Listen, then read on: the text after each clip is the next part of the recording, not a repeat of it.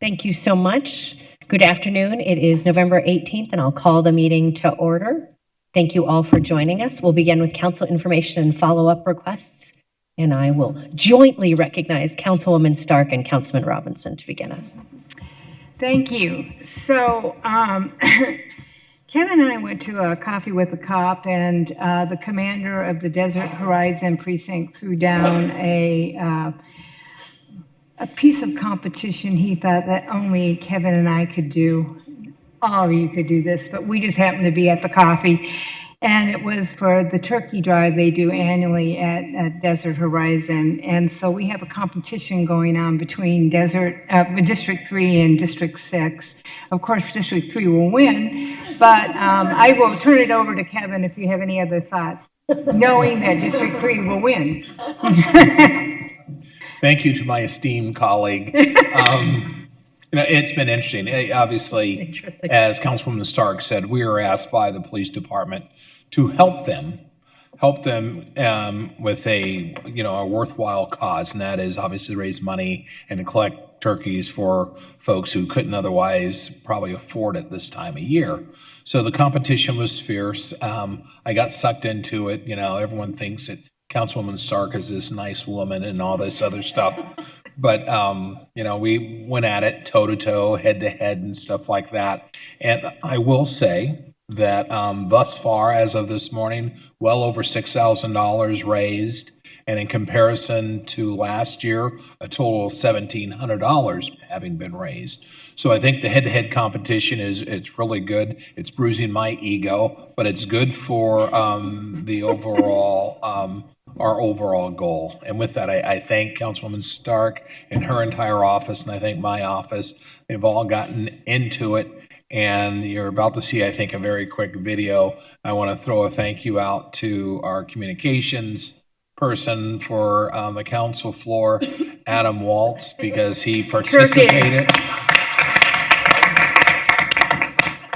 He participated a lot more than I thought he would. So I'll just put it at that. That's crazy. So, Mayor, thank you very much. Councilwoman Stark, thank you. But I think we have just a couple quick slides of presentation.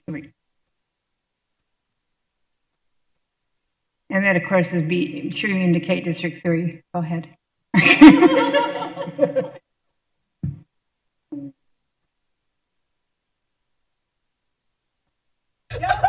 District 3, the better district. You want to go with District 6 because I'm too much of a gentleman to fight turkey or the nicest councilwoman on this on the council. How was that? District 6.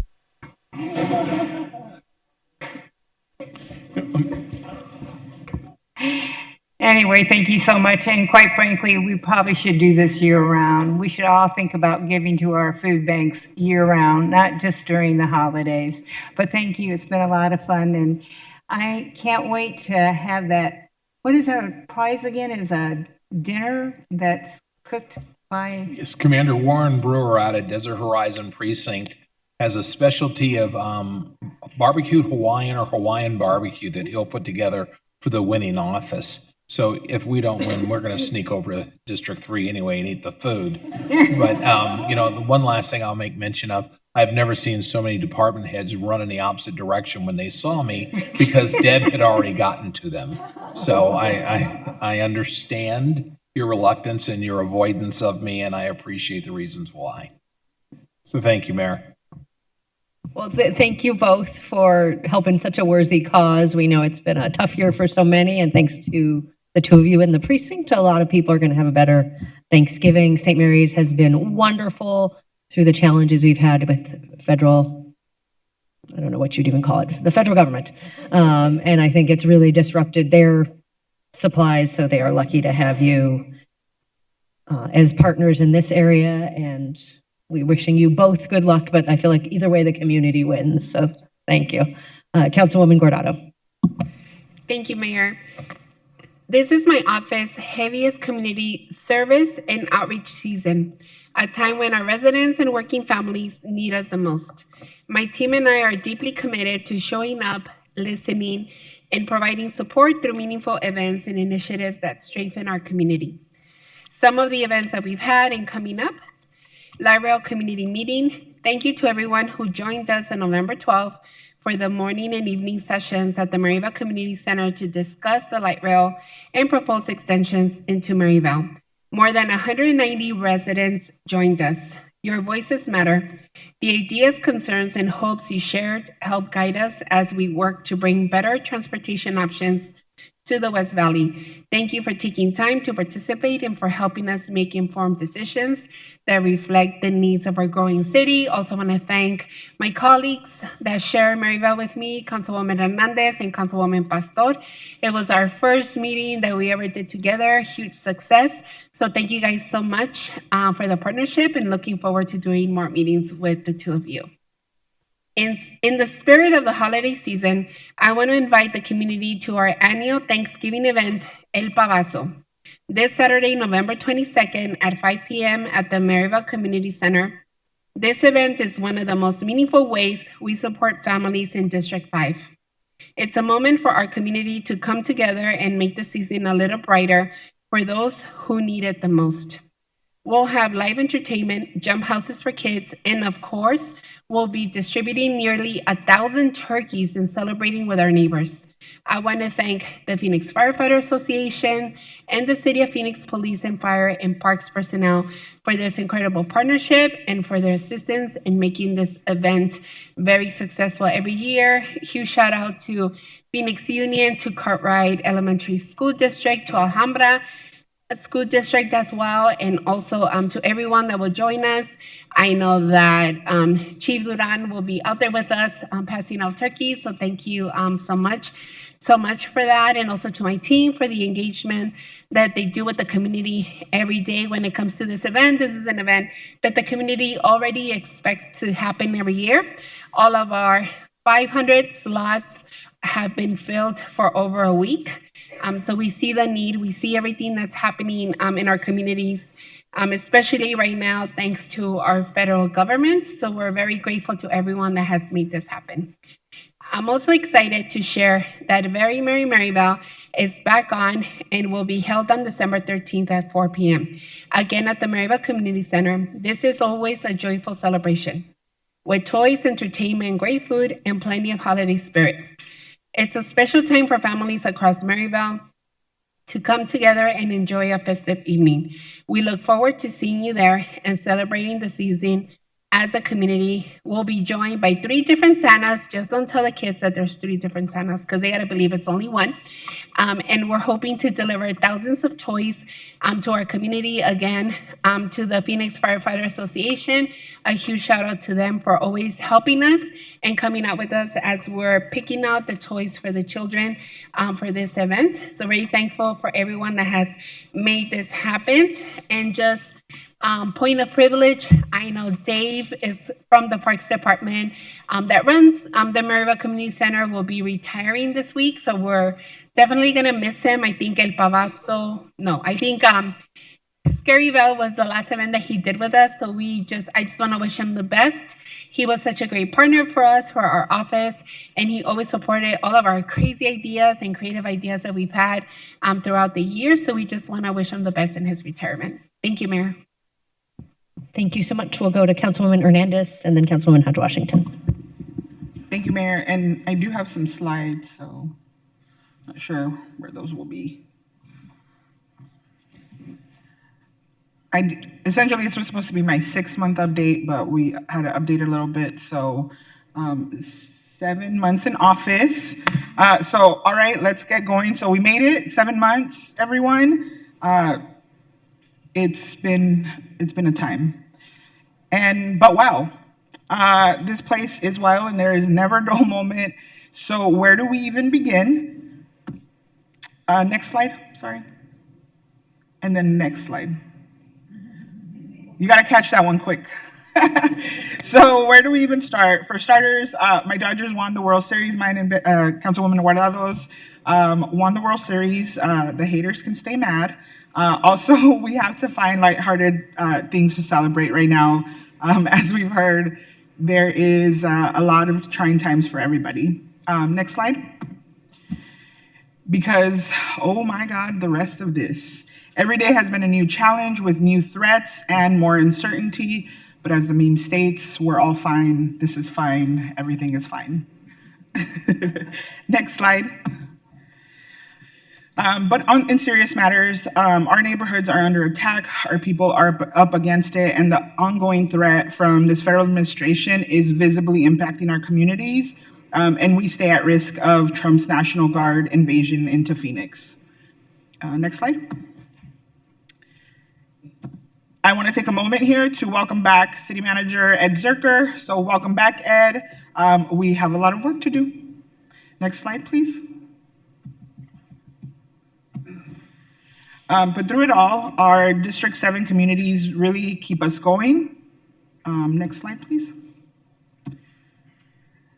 We've got to meet so many amazing people. We've gotten to enjoy restaurants across the district, and we've had real conversations about what our people are going through in the streets far away from City Hall.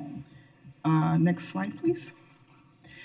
Side note, District 7 does in fact have the best tacos, and I challenge any of my council members to prove me wrong. Don't go there. Just don't. Challenge stands. Next slide, please. Throughout the last 7 months, our communities have been very clear. They want action. They want action on housing, action on light rail, and action on data centers. And they have been very clear on ICE that we must protect our communities from ICE in our neighborhoods. Next slide, please. But through that, the good times have continued. Next slide, please. I really want to give a shout out to Valley Metro, city staff, and my fellow council members, Councilwoman Guardado and Councilwoman Pastor and Councilwoman Keisha House-Washington for teaming up with the District 7 office to go and meet the community where they're at. So it's been amazing. I'm really looking forward to continuing those partnerships. Next slide, please. This fall, also, I joined the Community Service and Education Subcommittee. This is my first subcommittee, and I'm excited to get to work on solutions for homelessness, for more housing options, and more supportive services for our communities. Next slide, please. We have also continued more listening and more meetings with our residents. So shout out to all the community leaders who have met with us and introduced us to more of our neighbors. Next slide, please. And we've stood against injustice. For those that don't know the story of Johnny Reed, I would encourage all of you to follow Black Lives Matter Phoenix Metro and really learn about his story. Johnny is in prison for a crime he did not commit. He was in fact 14 years old when Phoenix PD and Maricopa County charged him with the murder of Jacob Harris. That is a murder that he did not commit. Jacob Harris was killed by our Phoenix Police Department. But there is still time to take action to free Johnny. Me and my team have gotten our chance to show up and support the family, and his story is one that needs to be broadcast, and we encourage everyone to join us in moving forward the goal of freeing Johnny. Next slide, please. And if you aren't paying attention to what is happening in the Congo, then you are ignoring a genocide. We can all take action to end the genocide in Congo. Up on the screen, there should be a QR code where folks can get involved. Next slide, please. You can also follow these great orgs that do work in D7 and throughout the city of Phoenix to stay current on justice issues, not just in D7, but across the entire city. So super excited to continue building relationship with these amazing orgs.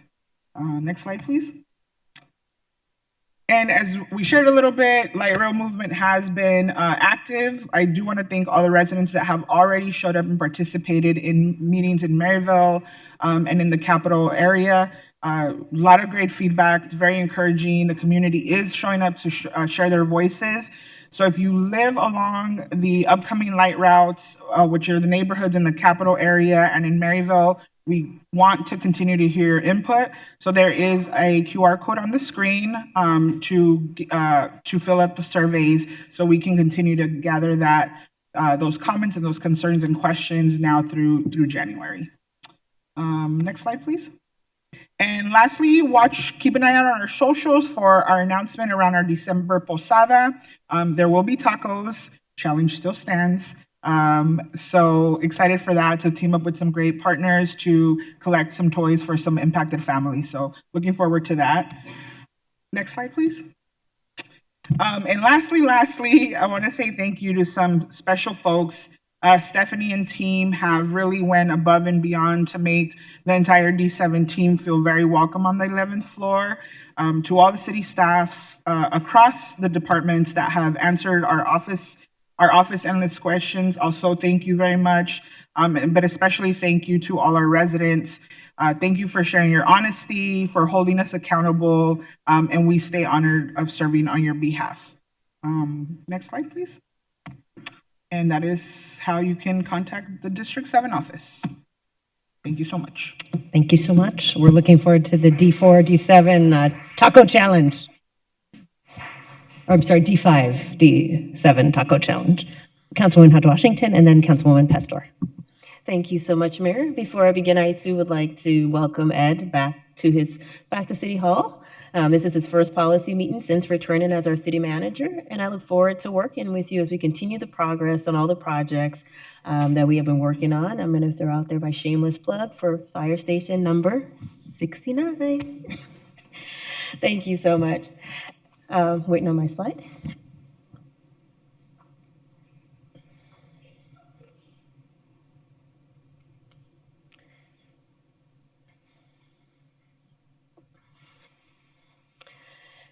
Thank you. As we know, with cooler weathers means more community events. My office and I have been very busy with the District 8 community, and I just wanted to highlight a few of these events. Next slide, please.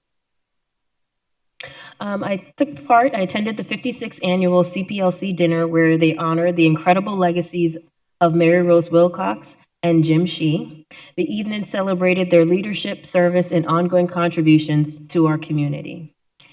In the Edison Eastlake neighborhood, the Era Terra and Saluna housing communities welcomed 56 new trees through the APS Community Tree Program. This resident-led effort, supported by city departments and local partners, is helping create shade, improve air quality, and build a healthier, more resilient future for families in District 8. I also had the pleasure of celebrating the grand reopening of the newly transformed Dorrance Planetarium at the Arizona Science Center. It is a shining example of innovation in science, technology, culture, and tourism right here in District 8. If you have not checked it out, I encourage you to do so. Next slide. This year's GAIN event was a wonderful reminder of what makes our community so special. I spent the day visiting neighborhoods across District 8 where residents came together through music, food, fun activities, all driven by a shared goal of building safer and more connected neighborhoods. Next slide. This weekend, there are a number of community events happening in District 8. Make sure to grab a free turkey from the Guadalupe annual event or the Arizona Turkey Drive, both of which I am proud to support. They start at 9 a.m. and they are looking forward to providing turkeys and other resources to the community. Additionally, Black Girls Break Bread, in collaboration with the Office of Public Health, will be hosting a health fair at the Broadway Heritage Neighborhood Resource Center. I am proud to share that this event was made possible by Elevate 8 funds from my office's participatory budget. Be sure to attend to receive dental health services, free food, fresh produce, baby diapers, and health insurance resources. Next slide. Lastly, all aboard the District 8 Express. I would like to invite you all to our upcoming 3rd annual District 8 holiday party, featuring influences from the Polar Express. Each year, it's a joy to see so many community members come together to celebrate. Our party will be on December 20th at the Children's Museum of Phoenix at 5:30 p.m. Enjoy a whimsical train ride, festive music, delicious hot chocolate, or sweet treats. Explore the museum's fun exhibits, take professional photos with Santa Claus and the Grinch, and take home special gifts for all ages. So I look forward to seeing you all there. Next slide. As always, if you need any help with city services or notice an issue in your neighborhood, don't hesitate to reach out to my office. Happy holidays as we approach our holiday season. That is all I have. Thank you, Mayor. Thank you so much. We'll go to Councilwoman Pastor next. Thank you, Matt. I'll wait for my slides to go up. Are you there?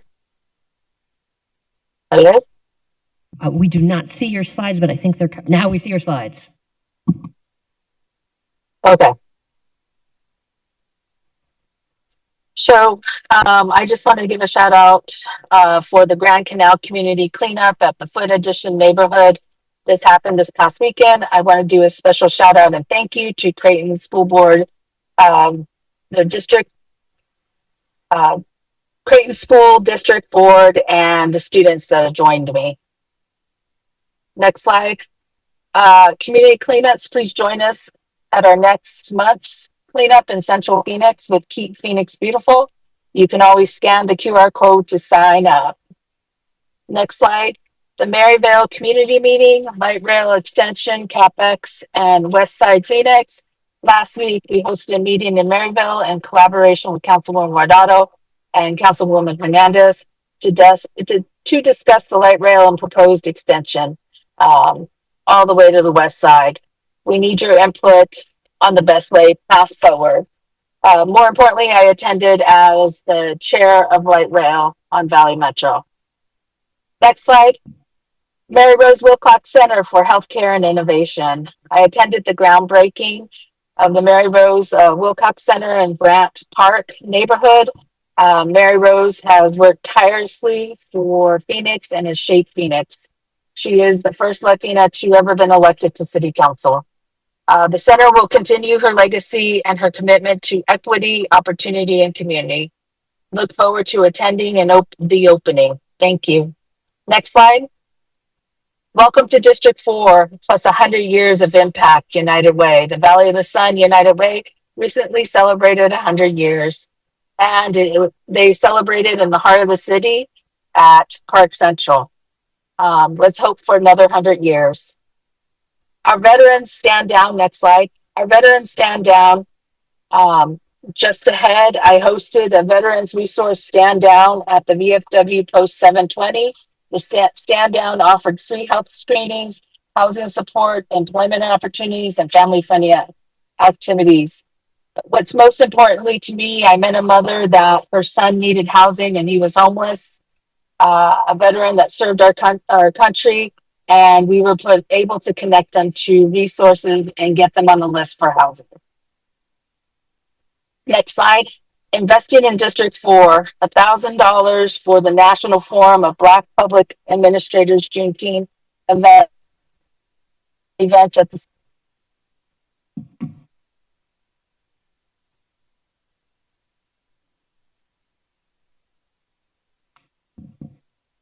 invested in just to reinvest in our community. And Councilwoman, you're breaking up a little bit. Where next slide.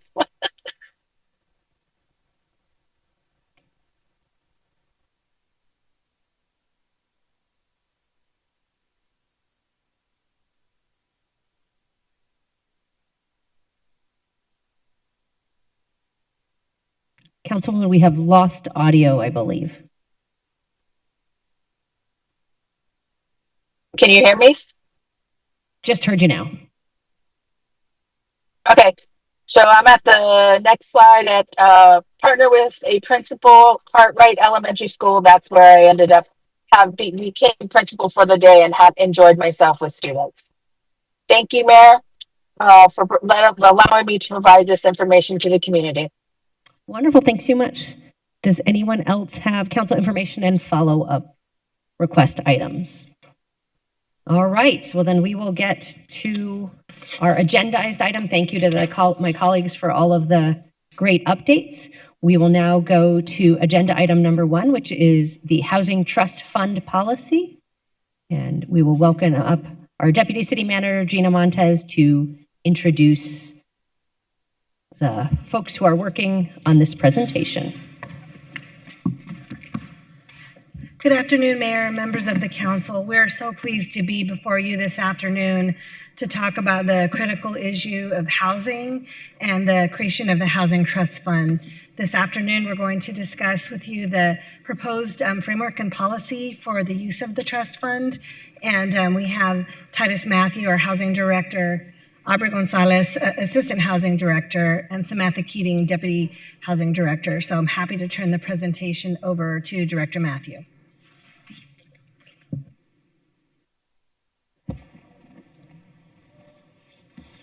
Thank you, Deputy City Manager Gina Montez, and thank you to Mayor and Council for allowing us this opportunity to present this afternoon. I'm very excited to present this item because it's a long time coming to the City of Phoenix. The City of Phoenix has long prioritized increasing housing supply for residents at all income levels and family sizes. In 2020, the Housing Phoenix Plan was approved to provide policy guidance designed to increase the city's housing supply. The plan included an overarching goal to create or preserve 50,000 housing units by 2030. I'm pleased to report that as of December 2024, more than 5 years early, the city has met this goal, which was celebrated in February at the Reserve and Thunderbird, a newly developed affordable housing project. Through September of this year, a unit total has increased to more than 61,000 units. Of this total, approximately 20% are considered affordable to households at or below 80% of the area median income. Several years ago, when we started to count towards this unit goal, the ratio of affordable housing units was less than 10% in comparison to the total number of units created or preserved. Now we have achieved a ratio of 20%. This is in part because of the Mayor and City Council's actions towards increasing entitlements and supporting affordable housing developments throughout the city. And I want to thank the Mayor and Council for doing this because the last 3 years, we've had a significant increase and uptick towards a goal count. Thank you. The Housing Department focuses on affordable housing programs and services. Affordable housing is a category of housing that looks to support low-income households earning 80% or less of the area median income, or AMI, as prescribed by the U.S. Department of Housing and Urban Development, or HUD. HUD publishes annual income limits based on median family income estimates and fair market rent. For context, the chart on the screen shows an example of what could be a typical three-person household at different area median income levels of 50% and 80%. If you look at the chart, at 80%, a household needs to earn less than $80,000, and at 50%, $50,000. The Housing Trust Fund policy we will discuss today will focus on creating or preserving housing for households at 80% of the area median income and below. In 2024, we completed a housing needs assessment through the assistance of Bloomberg Associates. We appreciate the collaboration in preparing this important data. Through this housing needs assessment, we learned that we have experienced rapid population growth over the last several decades, but in recent years, our population growth has outpaced our housing production. Our housing challenges increased during the pandemic, where we saw significant increases in our housing costs. During this time period, home sale prices increased by 56% and rental prices increased by 47%. As a result, there's a gap of approximately 59,000 affordable and available rental homes for households at or below 50% of the area median income. Consequently, there's a need to preserve our existing affordable housing in addition to focusing on the creation of new units. The creation and preservation of affordable housing within the City of Phoenix is supported by the state and federal funding sources. At the state level, new affordable units have been supported by the State Housing Trust Fund and the State Tax Credit Program. Unfortunately, the State Tax Credit Program is set to sunset on December 31st, 2025, and the Housing Trust Fund has not received the same level of funding as it has in previous years. In fiscal year 2024, the State Housing Trust Fund received a historic allocation of $150 million. In 2025, it received an allocation of $15 million, but no additional funding was provided for the current fiscal year, and all these funds have been committed and spent. At the federal level, the city receives funding from a variety of HUD programs, but maintained funding for these programs is uncertain in the future. Additionally, low-income housing tax credits, or LIHTC, as it's commonly referred to, is regulated at the federal level and is responsible for supporting most affordable rental housing in Arizona. Despite slight increases in Arizona's allocation, we expect the LIHTC program to remain oversubscribed for the foreseeable future. Furthermore, Phoenix has already received a small portion of competitive LIHTC awards in the past several years due to a focus on rural projects, despite the city having a large percentage of the state's population and the housing need. Due in part to these fluctuations, federal and state funding to assist with affordable housing activities is inadequate to address the city's affordable housing needs. I will now turn the presentation over to Assistant Housing Director Aubrey Gonzalez to discuss the city's Housing Trust Fund. Thank you, Director Matthew. Mayor and members of the council. Before discussing the Housing Trust Fund policy, we wanted to provide background on what a Housing Trust Fund does. So what is a Housing Trust Fund? A Housing Trust Fund is a dedicated source of funding for affordable housing activities. It is administered and overseen at the local level. Because the funding comes from local sources, it is more flexible in terms of use than traditional federal and state affordable housing funding. And because of this flexibility, use of funds can be designed to address the most pressing local housing needs and priorities. To further the city's commitment toward affordable housing with limited state and federal funding, the Mayor and City Council created the Phoenix Housing Trust Fund in May of this year. The Phoenix Housing Trust Fund is an additional funding tool designed to accelerate the creation and preservation of affordable housing. The Housing Trust Fund has been funded by a variety of sources. As part of the fiscal year 2025-2026 budget, $2 million in One-Time American Rescue Plan Act, or ARPA, interest earnings was allocated to the Housing Trust Fund. In addition to these ARPA interest earnings, funds have been added to the trust fund from government and property lease excise tax, or GPLET projects, as well as rezoning development projects that have agreed to contribute to affordable housing activities. Collectively, these sources have produced a balance of approximately $3.5 million to date. In preparation for the Housing Trust Fund policy recommendation, staff researched peer communities across the country with established housing trust funds. There are more than 750 housing trust funds that are administered at the local level by a city or county government.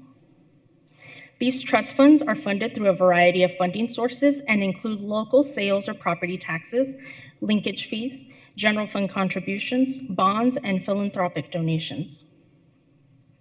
Funded activities amongst jurisdictions varied because they are designed to meet the needs of each jurisdiction. However, activities often include funding to aid in the creation or preservation of affordable housing and homeownership activities. Now that the city has formally established its Housing Trust Fund, the Housing Department has developed a policy designed to address administration and use for affordable housing activities moving forward. This policy is designed to serve as a framework for fund operations as funding continues to grow in the future. While there is currently limited funding available in the trust fund, this policy is intended to outline the city's goals for the fund as it becomes more robust and housing trust fund programs are developed. The City of Phoenix Housing Trust Fund policy before you today includes provisions related to allowable funding sources, administration, permitted uses of funding, as well as funding priorities and parameters.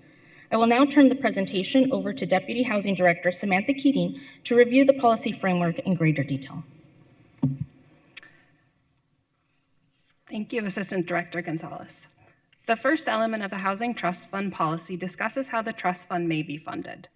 Funding may be provided from any source available to the city. This includes existing funding sources like ARPA interest earnings or GPLET and rezoning project contributions. But funding could also include future general fund contributions, bond proceeds, sale or lease proceeds, or philanthropic donations that could serve as additional funding sources. Administration of the fund will be managed by the Housing Department. In this role, staff will oversee program development, agreement preparation, project monitoring, as well as ensuring affordability compliance. All recommendations for funding will be brought to City Council for approval prior to agreement execution. And as funding programs are developed, the Housing Department will also bring recommendations on funding distribution priorities to City Council for review to ensure consistency with current housing needs. Use of funds in the Housing Trust Fund should serve to accelerate and support the creation and preservation of affordable housing within Phoenix, consistent with the goal of the Housing Phoenix Plan. The uses are designed to build on the successes of existing programs and provide flexibility for creative and innovative housing solutions. The first recommended use of funds is for homeownership activities, like further investment in our existing down payment and community land trust programs. The photo displayed on the screen is a young working professional that was able to become a new Phoenix homeowner by taking part in our community land trust program. The next category of funding is preservation and strategic acquisitions. Funding in this category would support the acquisition of existing multifamily properties to preserve affordability or provide transitional housing, in addition to land purchases for future affordable housing development. An additional permissible use of funds is a revolving loan fund for affordable housing developments. This category of funds will assist projects by providing short-term, low-interest loans for pre-development and construction financing costs. Funds in this category could help with upfront costs like environmental studies or architectural and engineering services. The next category of funds is gap financing, both for city projects and private affordable housing development projects. Eligible projects would include larger projects in addition to smaller development projects by local developers. We recommend that funds in this category include support for a project's plan review, permit, and impact fees. Our last suggested category is for other uses approved by City Council that meet the intent of this policy. Although we've developed a broad range of uses, we want to ensure that we can support additional creative housing solutions in the future. Recommendations for project funding will need to demonstrate consistency with outlined funding priorities included in the policy. The first priority is assisting households at or below 80% of the area median income, with additional considerations for households at or below 50% of the area median income, which is where our greatest needs lie. An additional funding priority is for projects that include service or funding partnerships that will serve to leverage our Housing Trust Fund dollars. Finally, we're looking for projects that incorporate enhanced project design. These can include options for larger families or to accommodate multi-generational living, sustainability features to help with resident utility costs, as well as accessibility features that will ensure seniors or those with disabilities are able to age in place. The final section of the Housing Trust Fund policy addresses funding parameters that will be included in future funding programs utilizing Housing Trust Fund dollars. These parameters are designed to be consistent with the city's existing affordable housing funding programs and will be included in program documentation as it's developed. For each program, maximum unit or project subsidies will be developed and then regularly updated based on current housing costs. For example, these could range from $25,000 for down payment assistance to $2 million for a gap financing project. Funding will be distributed as low interest or forgivable loans in addition to grants. Affordability terms will be prescribed based on the use and the amount of funding provided. For example, a smaller down payment assistance project could include a minimum affordability term of 5 years, whereas a larger multifamily gap financing project would carry a minimum affordability term of 40 years. And finally, these affordability provisions will be secured via a land use restrictive agreement or other deed restriction benefiting the city. I'll now turn the presentation back over to Director Matthew to summarize the overview we presented today. Thank you, Samantha. Today we discussed that thanks to the Mayor and City Council's commitment to ensuring the City of Phoenix is a leader when it comes to affordable housing, the Phoenix Housing Trust Fund was established in May of this year. Trust Fund has a current balance of $3.5 million, and we are planning for how the trust fund will be administered now and in the future. The Housing Trust Fund policy that was reviewed today provided a framework for possible funding sources, funding uses, as well as funding priorities.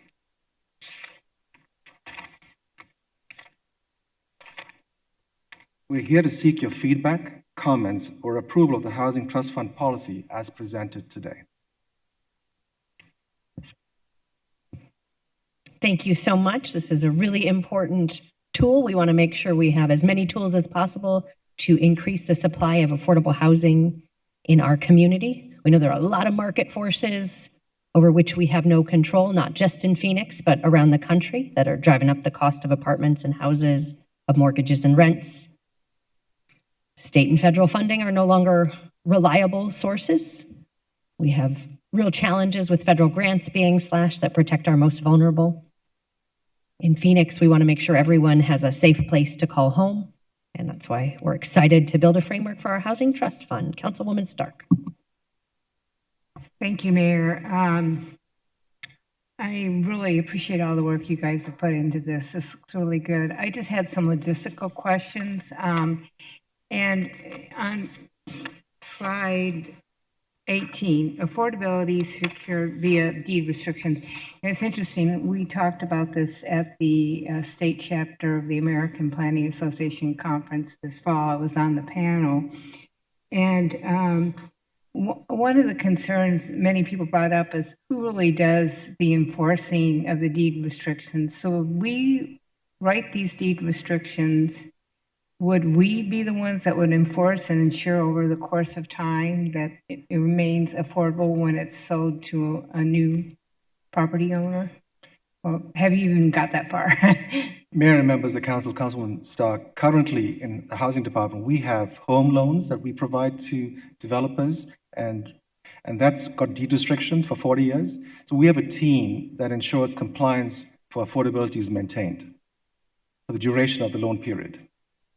And we do inspections and we do audits to make sure that they're complying with the restrictions as well. So they could be modeled similarly to that program as well. That's great, because I know one of the early concerns in the state of California when they set aside affordable housing in developments, there really was no tool to enforce future sales. So I'm glad that you thought that out, because I think that was something that was missing when they passed some of the legislation in the state of California.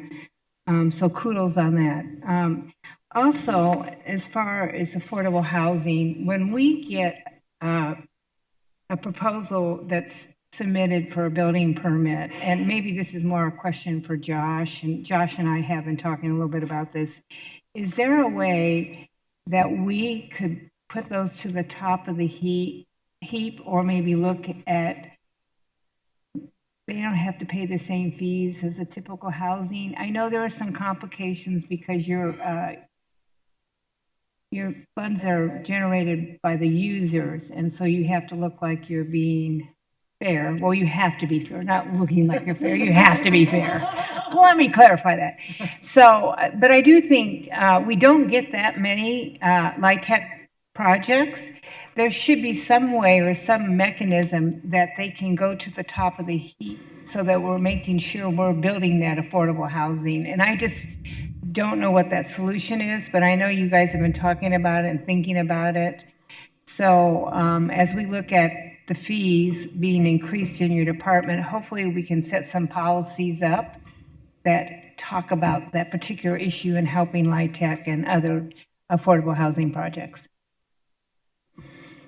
Mayor, members of the council, we certainly on all projects work to provide an equitable level of service. But that said, certainly with the few truly affordable LIHTC projects that come in, with their assigned team leaders, we work very diligently now to make sure that they meet all the state mandated deadlines, and certainly are looking forward to continuing to work with you and the rest of the council about what other policies and procedures we could put in place to ensure that they continue to be prioritized as they come in.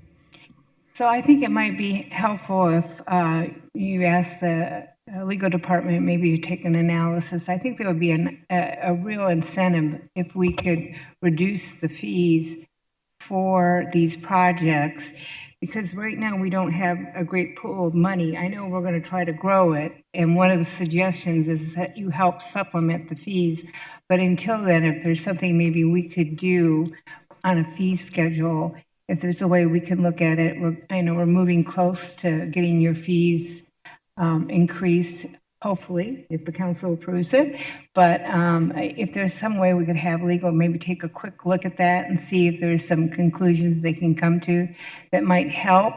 Again, as we build this, the money up, that may not be as much of a problem, but right now we're kind of grassroots still, and so perhaps there's a way we can look at some ways to fill the gap as we build the fund. Mayor, Councilwoman Stark, members of the council, happy to consult with the law department about what options we may pursue and report back. I would appreciate that because I think one of the biggest priorities in our city is affordable housing. Clearly, we have created a lot of employment, but we need to make sure that we have the affordable housing. So again, I think this is a great presentation. I really applaud the work that staff has done. I thank you. I think this is a great concept. I know that Councilwoman Hodge Washington had a lot to do with it, and so thank you for that. But thank you again, Mayor. Great work. Thanks so much, Vice Mayor. Thank you, Mayor. On slide 6, I just would like to ask a question. You say there's a gap of 59,000 affordable and available rental units below 50%. All right, so those are just the rental, not a for sale product, correct? Vice Mayor, that's the number of housing units needed to accommodate the future need, or the current need, actually. So both rental and for sale, or just, so it is a total? It's just rental. It is just rental. And what is the unit number if we included for sale product? I do not have that number off the top of my head, but we can look into it. And I appreciate that. And I want to express my sincere gratitude for our city staff in the housing department and across the many departments that worked tirelessly to develop these guidelines. The policy before us gives Phoenix stronger, more flexible tools to create and preserve affordable housing where it's needed most. But we all know we must do more, and we can, as outlined in my proposed housing solution plan. One key proposal is establishing a permanent funding source for the city's housing trust fund. I believe the council should consider dedicating a percentage of future budget surpluses to the fund. A predictable revenue stream will help Phoenix plan long-term and expand investments in affordable housing.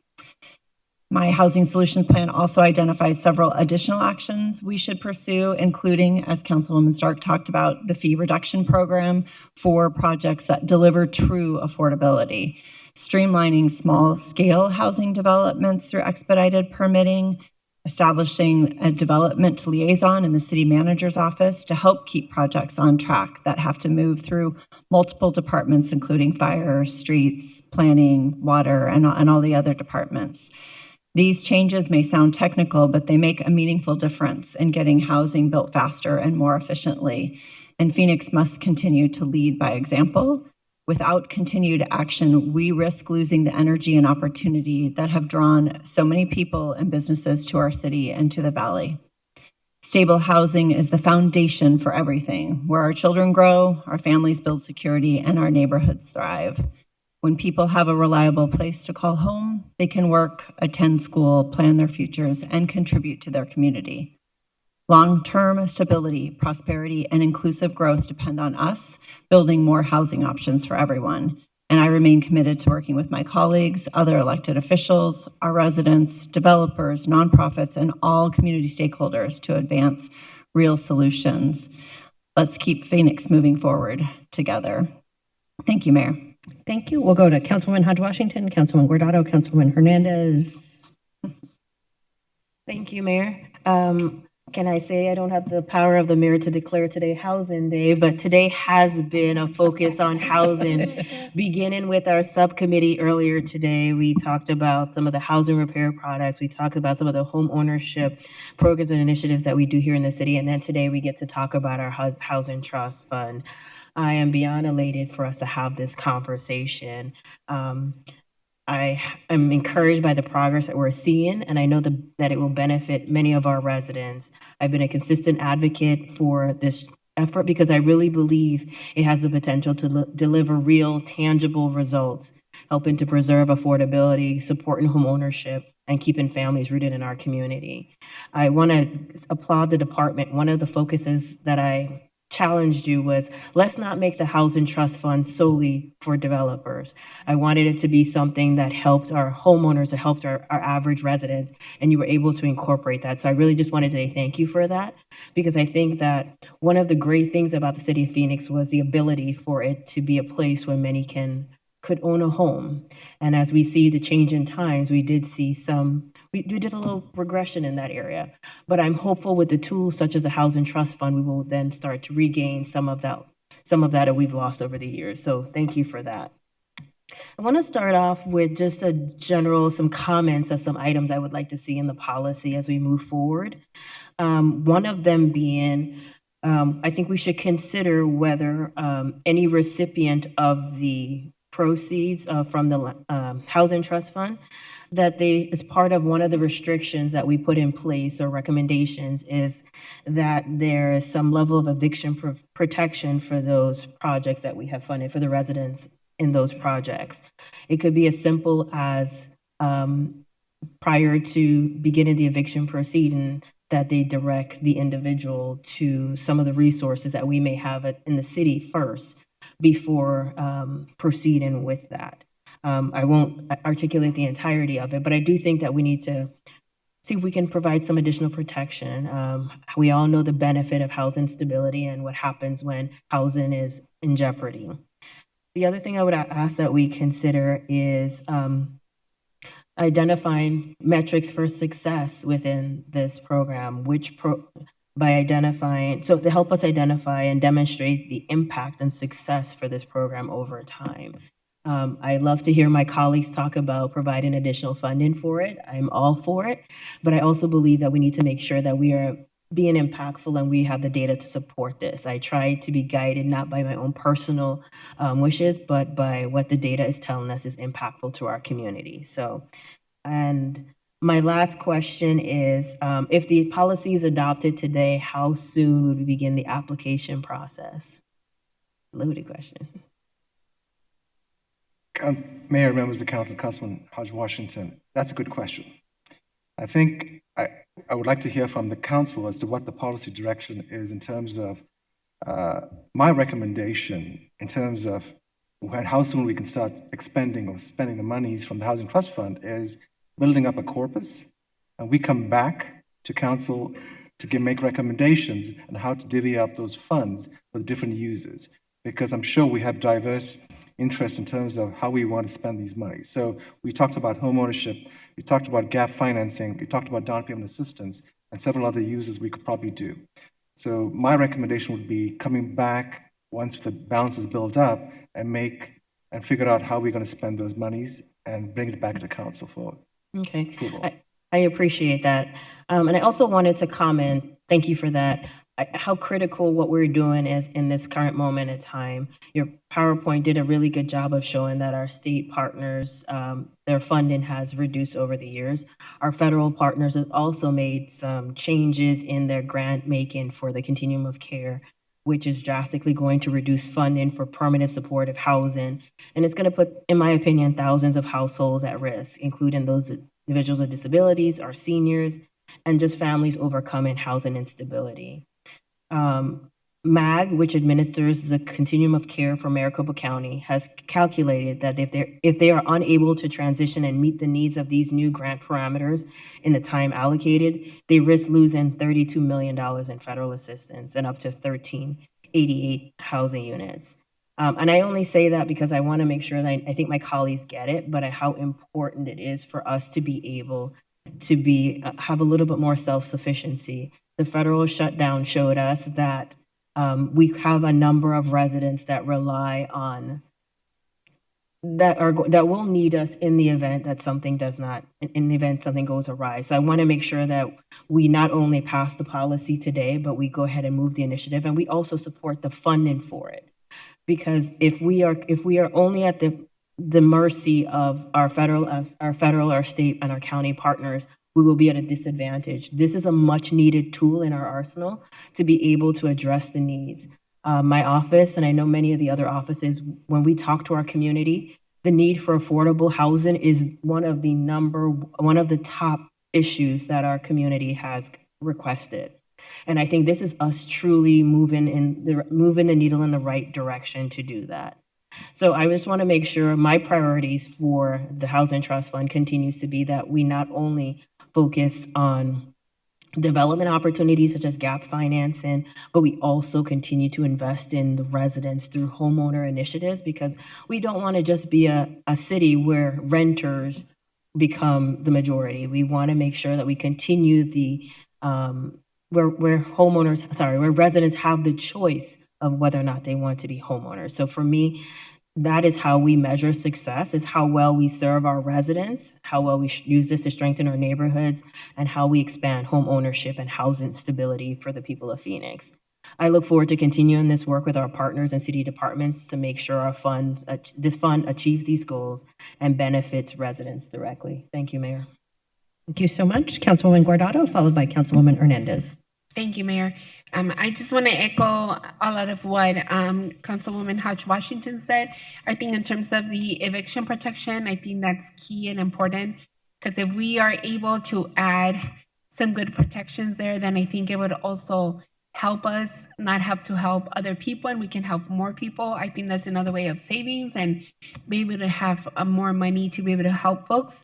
So I definitely support that. I was very pleased to see the amount of people that are buying homes. I think maybe 2 years ago, a year ago, there was a huge struggle, and the struggle is still there. And I am very grateful to see you guys present a comprehensive plan. Thank you so much, Councilwoman Hodge Washington, for helping with these initiatives and making sure that this plan covers everyone. We have so many families, so much need for affordable housing. And a lot of our families came to this country with the American dream. And part of that American dream was to be able to buy a home. And in the 80s and the 90s, probably early 2000s, people were still able to do that. Families were still able to do that. And for us to take a moment of pride to say that we want to put that back on the table for our children to be able to buy a home, I think it's important. So thank you guys. Kudos to you guys for that. All of you. Gina, thank you so much for your leadership on this as well, working with us and making this happen. And I think Phoenix has shown time and time again that bold action delivers the real results. When we invest in our communities with intention, our residents feel the impact. And that's the kind of leadership I will continue to stand behind. Affordable housing is not just a policy goal, it is an absolute necessity for stability, dignity, and future of Phoenix families. Too many residents are being priced out of neighborhoods they love, and too many seniors and working families are struggling just to stay housed. This policy gives us real tools to change that. It helps us preserve the homes we already have. It encourages innovative approaches to building new housing, and it strengthens the pathways to homeownership so more families, especially in communities like ours, can build true generational wealth. This is about protecting people. It's about ensuring that every family, no matter their income, their background, or zip code, has the opportunity to thrive in our city. So again, thank you guys. Thank you to my colleagues. I'm glad to see that we see eye to eye on this issue, and that hopefully these numbers, when you guys present them again, we see more people being able to buy homes. We hear less horror stories of how people are getting evicted from their homes, and that we're able to build a lot more affordable housing. That's also a need, and that we're able to strike that balance, that we're just not talking about building more affordable housing, but that we're building housing for new families to be able to buy homes, and that we get people to stay in Arizona, that they want to stay here, and that they want to build a life here together with all of us. So thank you guys so much. Thank you, Mayor. Thank you, Councilwoman Hernandez. Thank you, Mayor. Obviously, I'm a huge fan of housing trust funds. Really proud to say that I was part of the group that worked on finding the path to get $150 million into the Housing Trust Fund a couple years ago. And my last year there, I think we were really close to making another big investment, but politics, our politics. But thank you so much. But I just have a couple questions. In the presentation, and Vice Mayor already kind of brought it up, but the gap of 59,000 affordable rentals, that slide right also shows that our population growth has outpaced our housing production, which is something that I've had conversation around this a lot. You know, we never caught up in housing production from the Great Recession, right? We got behind then. We continue to grow. COVID happened. We fell even behind. So we were never able to catch up. And I think that's a piece that maybe a lot of folks don't understand, that, you know, just out in the community, that is a big reason of why we are in the situation we're in. So on the gap, in your opinion, what is that, or what have you seen to be that the impact of that gap of 59,000 affordable units in our communities? Mayor, members of the council, and Councilman Hernandez, the gap at the 50% below is a big struggle. Trying to find housing for folks who make less than 50% AMI in terms of rental housing is quite challenging. And that's why we've been providing, in the housing department, for example, one of the things we do every year, we provide gap financing through our home funds to build multifamily complexes. And we have existing City of Phoenix complexes that we manage in housing, that we try to cater to residents who make 50% or less AMI. And that's been, and we have wait lists for residents who want to come in and live in our apartments, but sometimes these complexes that serve 50% below is very challenging to obtain. So yes, to answer your question, the community needs far more housing and at that level. And it's not just the city. We have to have a partnership with the state and feds to continue growing this segment of population in terms of finding housing needs. And that's been challenging the last few years. And as the population increases and we attract more jobs, I think CED has done a wonderful job of bringing more jobs to Phoenix. But we also have displacement in terms of naturally occurring housing units are not available anymore. Because what's happening in the marketplace is residents who can afford a higher price point are staying in units that they normally would not live in because of the rental prices. Thank you for that. And I agree, right? I look at the housing needs as kind of like a ladder. I think we talked about this. Maybe you shared that example with me. But when we have folks at a higher tier that can't move into something, right? They're taking up that product that someone at a 50% or lower MI can use. And my follow-up question to that is, what have we seen residents, or how have our residents been managing without enough rental options at that level? Mayor, members of council, Councilman Hernandez, I've not heard recently about what's happening with residents, but all I can say is part of the challenge, I have anecdotal stories about residents coming to us, have no housing options, and some of them are unsheltered because of that, or have to find transitional housing. And the challenge is, if you have bad credit or you have evictions on your record, sometimes those residents are vulnerable as well. But I've not had like a policy or any research papers shown to me recently as to where these folks are residing.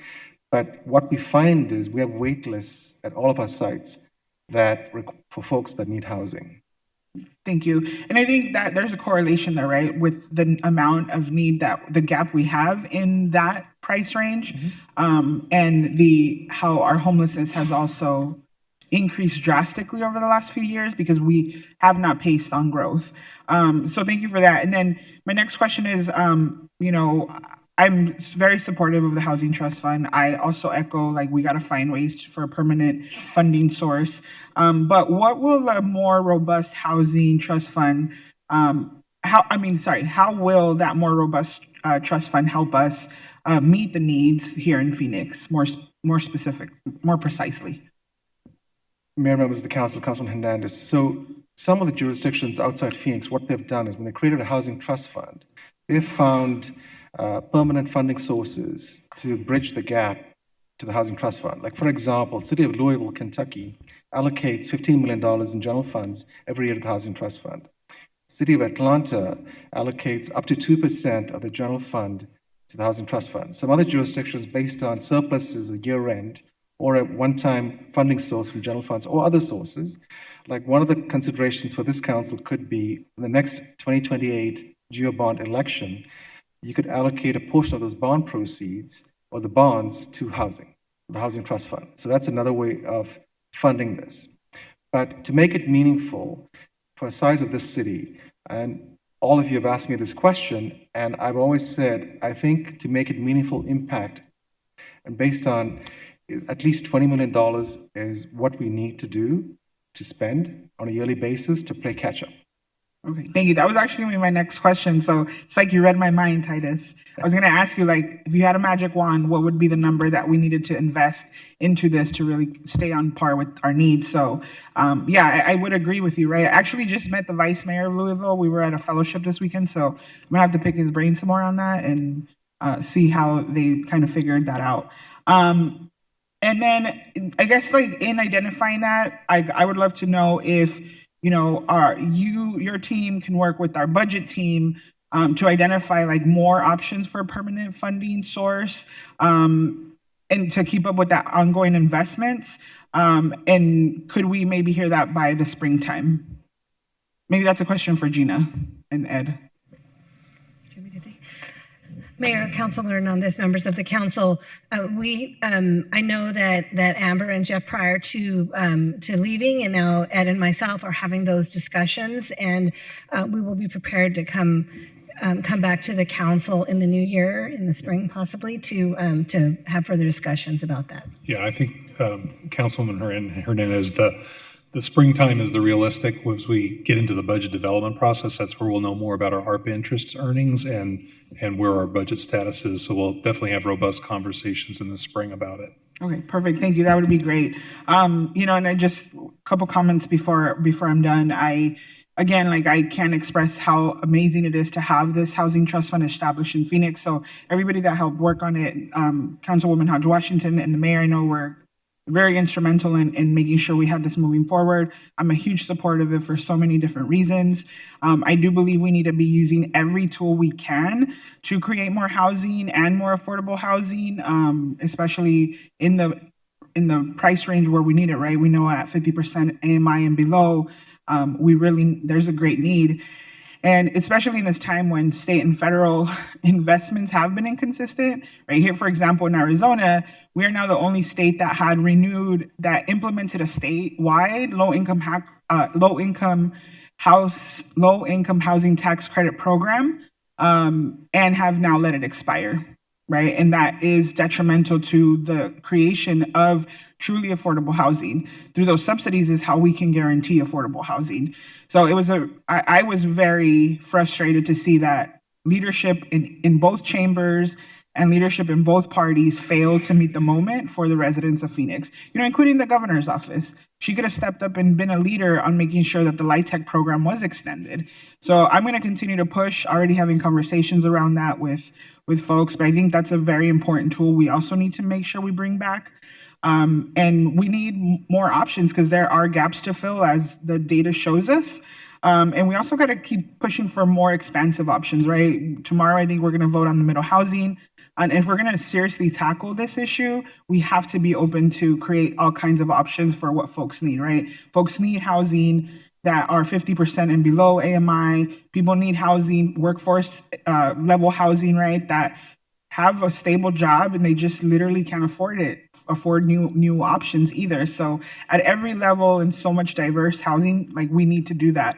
And then we have to continue to invest in this fund to move us independent from state and federal reliance. And we need to invest big, right? Like, you gave us a magic number. I would love to hopefully get to that magic number. But I think in making those type of big investments are going to bring real opportunities. I know, like, in the past, the city of Phoenix, through the budget, like, we haven't invested a lot of our own general fund money into housing solutions, right? We go back and look at that, it shows exactly where those gaps existed. And so I'm glad that we're now in a trajectory to change that and really show that we're taking this seriously. We're going to keep investing into this.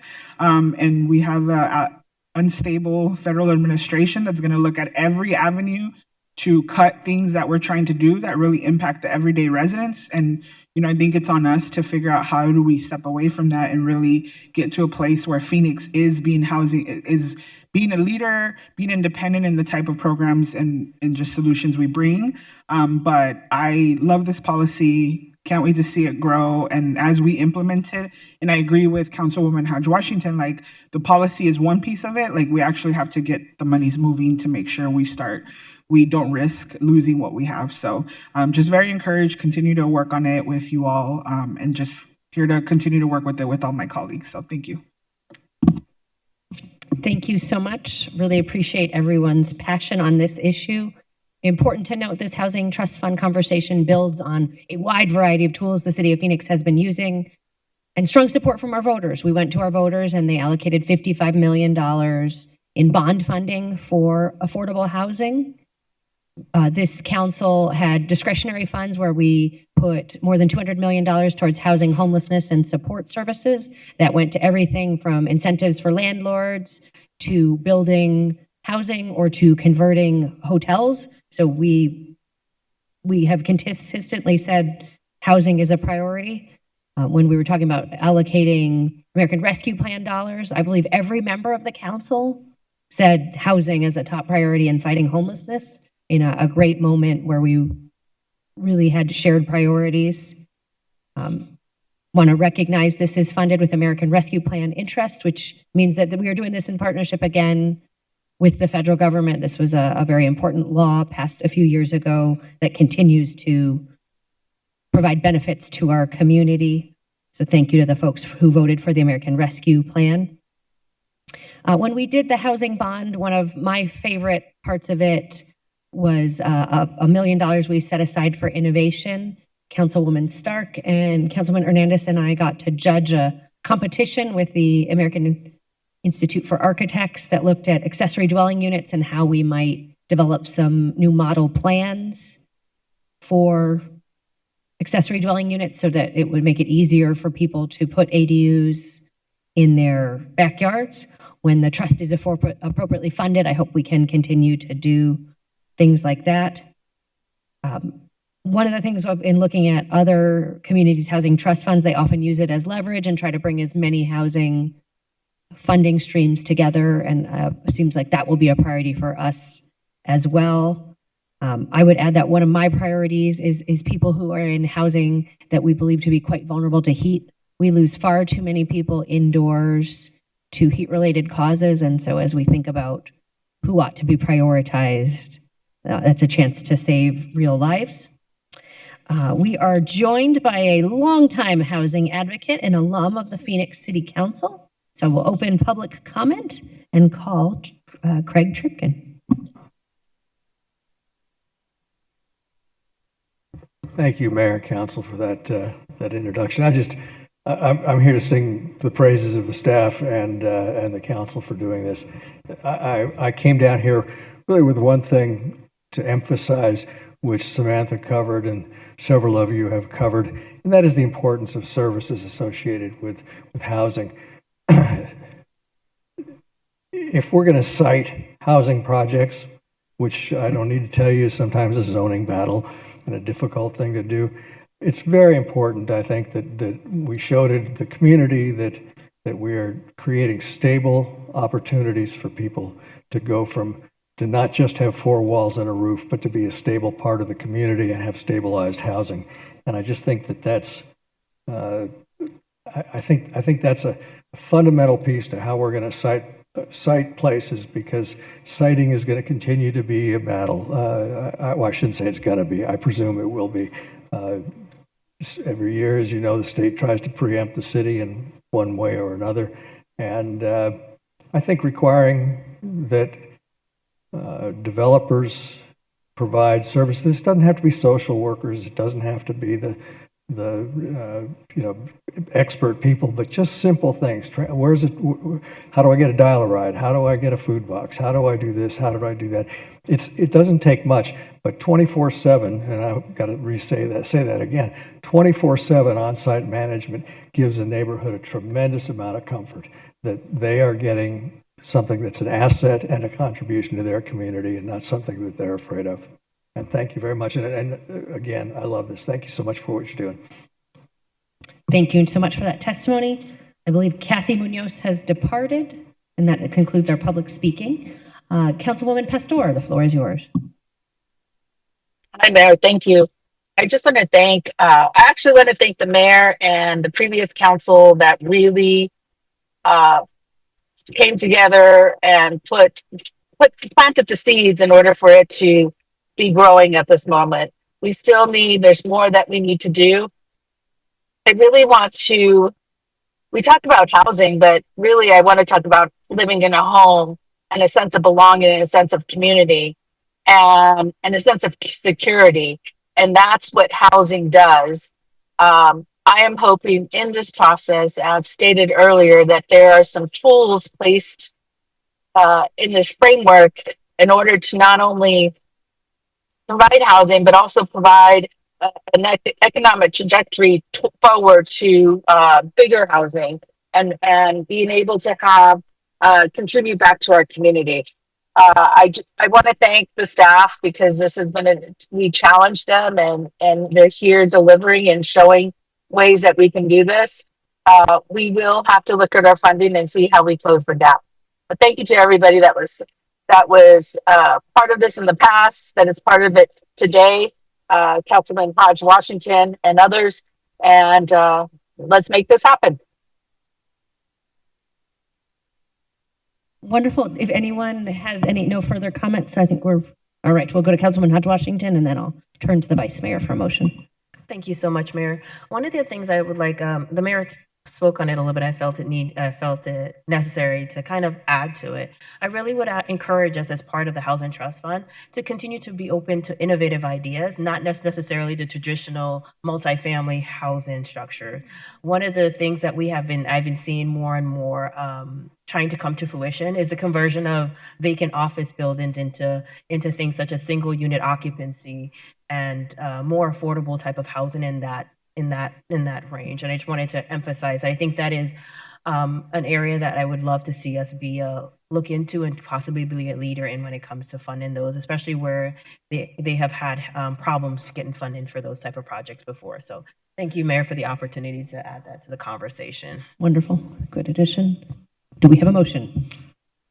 I move to approve the Housing Trust Fund policy. Second. We have a motion and a second. Do we need a voice roll call or? Okay, let's go then to our city clerk for roll call. Guardado. Yes. Hernandez. Yes. Hodge Washington. Yes. Pastor. Yes. Robinson. Yes. Stark. Yes. Waring. Yes. O'Brien. Yes. Gallego. Yes. Passes 9-0. Wonderful. Thank you so much for this important meeting. At our next policy session, we'll have a related conversation on energy affordability and energy access, and we'll continue to do a lot of housing. It may not just be Housing Day today, but Housing Week. So we are adjourned.